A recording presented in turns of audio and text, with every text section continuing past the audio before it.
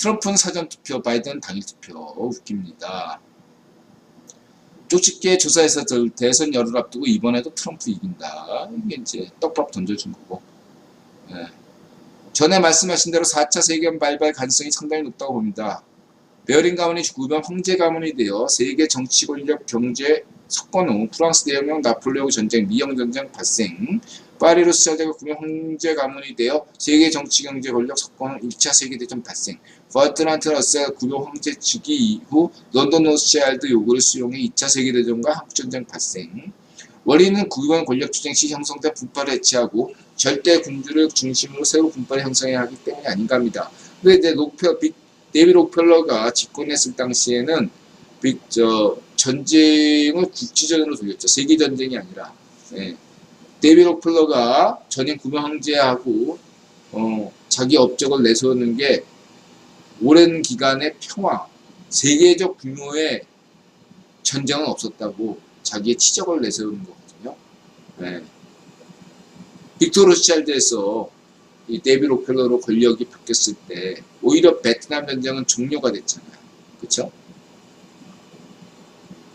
과연 대륙주는 전임 데이비드 록펠러 아버지처럼 평화를 선택할 것인가? 아니면 국지전을 선택할 것인가? 현재로서는 대륙주가 국지전을 선택할 가능성이 매우 높다. 저는 그렇게 봅니다. 중동이나 동남아에서 전쟁이 터진다. 혹은 베네수엘라가 정말로 내전에 빠진다.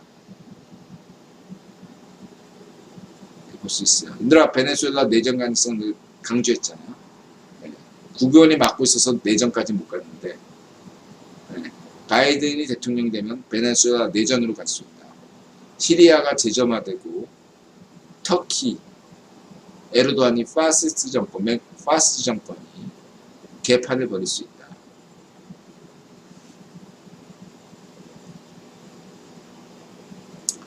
베어링 가문은 대륙과 미국에서 프리메이슨 영향력 확대하고 푸도리당과 휘그당으로 분파를 나누기 위해 전쟁을 일으킨 것 같고 파리 로스차일드는 유대주의 대 반유대주의 구도를 시오니즘 대 반시오니즘 분파로 바꾸기 위해 독일 황제가 깨판치게 만들어 1차 대전을 일으켰나. 그러니까 단순하게 보면 그런데 여러 가지 복잡한 당대 정세가 있었고 거기에 대해서 1차 세계대전이 일어난 원인에 대해서는 거기에 대해서는 인드라가 5월 1일 메이데이는 일루미나티 창립일이다. 이게 이제 관련 얘기를 쓴 바 있죠. 버트란트 러셀은 노스차일드, 알파, 록펠러, 오메가인 냉전 체제를 위해 2차, 3차 대전이 필요했겠고요. 전에 방송에서 얼핏 말씀하신 것 같은데 셋 다 가물가물하네요. 분파 재구성 자체가 목적이었던 것 같긴 한데 대륙주는 세계 질서를 공화당 대 민주당 구도로 만들기 위해 세계대전을 일으킬 가능성이 매우 높아 보입니다. 아니요. 세계대전을 그렇게 쉽게 일으키지 않습니다.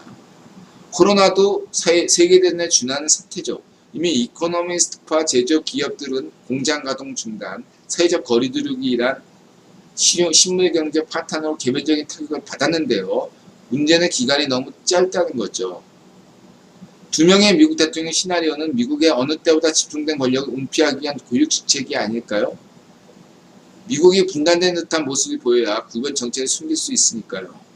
공화당 대 민주당 극한대를 일으켜 공화당파 민주당파로 전세계를 재편하기 위한 것 같습니다. 4차 세계대전 역시 일단 3피겠죠. 구현분파 재구성, 신세계 질서 가속화, 인구 감축. 저는 현재 4차 세계대전은 없다고 봅니다. 인구 16억 정도가 목표치 같네요. 75억에 22%. 정말 무슨 일이도 벌어질 수 있는 시대 같습니다. 그저 하루하루 의미있게 사는 게 최선이네요. 그렇다고 해도 인들은 이런 의견을 긍정적으로 봅니다. 책사는 항상 가장 최악의 시나리오를 상정해야 되니까요. 트럼프가 재선되든 바이든이 대통령이 되든 세계대전은 없다고 봅니다. 인들한 입장 현재 단언할 수 있어요. 그러나 국지전 발생 가능성이 더 높아졌습니다. 트럼프가 재선하는 것보다 바이든이 당선되는 것이 국지전 전쟁 가능성이 더 큽니다. 그리고 트럼프 역시도 설사 재선되더라도 일기 때와 달리 전쟁을 피하지 않을 것입니다. 국지전은 필연입니다. 어디에서 일어났냐 그 차이뿐이죠. 근데 그 국지전을 세계대전으로 확장시키지 않는 통제력이 그분에게 있어요. 그래서 국지적을 적당한 수준에서 세계 경제에 유난률을 주고 일정 부분의 타격을 주면서 할 수 있는 최선의 지금 프로젝트가 진행 중인 것으로 인도는 보고 있습니다. 에르도안, 터키, 파시스트, 시진핑 파시스트, 문천지, 파시스트. 인드라님, 제가 가입한 역학조화라는 카페인데 카페 진장 범진은 이번에 트럼프 재선이 어렵다고 보네요. 이 사람은 전에 창조적 파괴라는 타이틀로 전 세계가 다 깨질 거라 방송한 적이 있습니다. 그때는 고수 쳤는데 코로나 가지고서 이거 찐인데 라고 생각이 들었어요. 지금 대선을 앞두고 트럼프 일가, 바이든 일가, 트럼프 측근, 바이든 측근 나름 분석해 놓았더군요. 그 자료를 한번 올려봅니다. 이 카페, 이 범진, 나중에 한 3년 전인가 4년 전인가 인더라도 들어갔던 적 있던 친구인데, 굉장히 그 역학조화 카페인데 국제정세에 굉장히 관심이 많고 음모론에 심취한 카페 진장이죠. 재밌습니다. 그리고 저기 범진이라는 분 예언했던 거 많이 틀려서 손절했습니다. 그나저나 이건희 회장이 패스했어요. 이 시점에 말이죠. 인드라님 제 방 보면서 생각했었는데 뒤늦게 알았네요. 영상 보면서 안타깝기도 하고 웃기기도 했습니다. 왜 웃긴지는 모르겠네요. 맞아서. 그래요. 시진핑이 트럼프 당선을 간절히 원한다는 건 중국 관영 매체에서 트럼프 압승을 예측했죠. 많이 안 다쳐서 다행입니다. 그리고 선생님 이쯤 되면 이제 바이든 지지선 한번 해주시죠. 여기서 더 망가질 일이 뭐가 있겠습니까? 트럼프와 부정선거 실체 구명, 차기 46대 미국 대통령 조 바이든. 인드라는 바이든 지지선은 하지 않아요. 네. 다만 바이든이나 트럼프가 끝까지 대법원까지 가졌으면 좋겠어요. 두 명의 대통령이 저한테 최적입니다. 누가 대통령이 되건 인드라는 지지합니다. 화끈하게 지지선은 안 합니다. 죄송합니다. 해외 베팅 업체들 모건 스탠리 바이든 이길 것, 신흥 통화의 우리나라. 뉴데일리 문의 비일부터 사리사욕 탐하는 좌익 기생충 동문들 서울고 3일봉 파문했다. 정의용, 서훈, 이수혁. 이 친구들이 트럼프 라인이거든요. 여러분, 정의용, 서훈, 이수혁. 지금 서훈은 국정원장이었다 지금 안보실장이 됐죠. 정의용, 서훈, 이수혁이 서울고, 그 다음에 앤드루 박인가? CIA 센터장. 트럼프 라인입니다. 트럼프 라인. 하필이면 10월 30일 날 서울고 애국동지회가 냄새를 맡았으니까 문천지 내 친트럼프 라인 제거를 요구했네요. 강원에서. 바이든 트럼프 독재자 포옹, 북한 더 치명적 미사일 갖게 돼. 트럼프 유세에서 바이든 공격하며 반쪽 정원 100% 매력적. 오바마 반쪽 정원이 트럼프 재선을 원한다고 모든 것 좋기 때문에. 트럼프도 바이든도 대중간격체, 한손이 계산서는 트럼프 패하면 통역사태 일어난다. 아니지. 한국 부정선거 이슈가 되죠. 한국은 강력한 동맹, 바이든 미 대선 후보, 연합뉴스 기고문. 마지막 대목이 한국말로 같이 갑시다. 신제국주 시대 한국은 19세기 독일인가 폴란드인가 동아시아 통일한국 안보 논쟁, 미어사이머 브레즈스키. 미어사이머는 이제 학구적인 사람이고 브레즈스키는 현실주의고. 미국이 한국을 나갈 시, 그러니까 브레즈스키는 미국이 한국에서 철수할 시 한국이 해야 할 행동들을 말한 적이 있습니다. 첫 번째, 중국 지역적 패권을 인정하고 중국 밑으로 들어가서 반주권 국가가 된다. 식민지가 돼서 주한 중공군이 서울에 있는 거죠. 지금 문천지 정권에서 현실화되고 있죠. 두 번째, 같은 민주적 국가인 일본과 동맹을 맺고 중국에 대항한다. 세 번째, 한국 자체적 핵무장을 시도하여 핵보유국이 된다. 우리나라가 핵무장을 자체적으로 하지 않는 이상 미국이 철수할 때 중국에 대항하여 협력할 나라는 일본입니다. 며칠 전 우리나라에 온 미국의 유명한 국제정치학자인 미어샤이머 교수 또한 미국이 한국에서 나갈 시 한국은 중국에 편승하여 반주권 국가가 될 것이다 라고 했군요. 숨은 다극지 미어샤이머, 드러난 다극지 브레드스키. 이게 10년 전에 쓴 건데 인드라가 이거를 지금 트럼프와 바이든 그대로 적용하시면 될 것 같아요. 인드라가 지금은 신냉전 시대가 아니라 신제국주의 시대고 단극 시대가 아니라 다극주의 시대라고 합니다. 다극주의란 표현을 바이든이 썼어요. 지금은 신냉전 시대라고 써야 되는데 바이든이 그렇게 표현하지 않고 다극주의 시대라고 얘기했어요.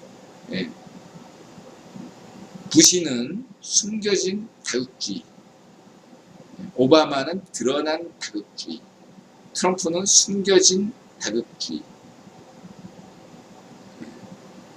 바이든은 드러난 다극주의 이렇게 되는 겁니다. 지금은 제국주의 시대, 신제국주의 시대. 겉보기만 냉전, 신냉전 체제로 보일 뿐이지 제국주의 시대예요. 트럼프 집권 하에 지금 터키, 에르도안, 베네수엘라의 개, 문천지, 시진핑, 에르도안 뭐 이런 어떤 애들이 파시스트 애들이 지금 필리핀 애도 그렇고 일부러 만드는 겁니다. 근데 바이든이 집권하면 다 물갈이가 돼요. 여러분 보시면 됩니다. 이렇게 팔짝을 한 거야. 두 번이.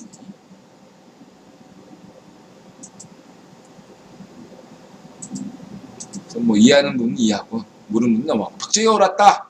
어떻게 할 말 들었고 여기 나의 조국 TV 인드라가 추천한 TV죠. 보수지 트루스 포럼에서 박정희가 옳았다. 이런 방송을 했다는 거에 대해서 높이 평가합니다. 트루스 포럼은 어떤 기독교 쪽으로 아주 한국 우파에서 굉장히 뿌리가 깊은 데인데 특히 대학가를 중심으로 해서 영향력이 있는 데가 트루스 포럼인데 박정희가 옳았다 이러한 강연했다는 게 굉장히 의미가 깊다라고 할 수 있겠습니다. 높이 평가합니다.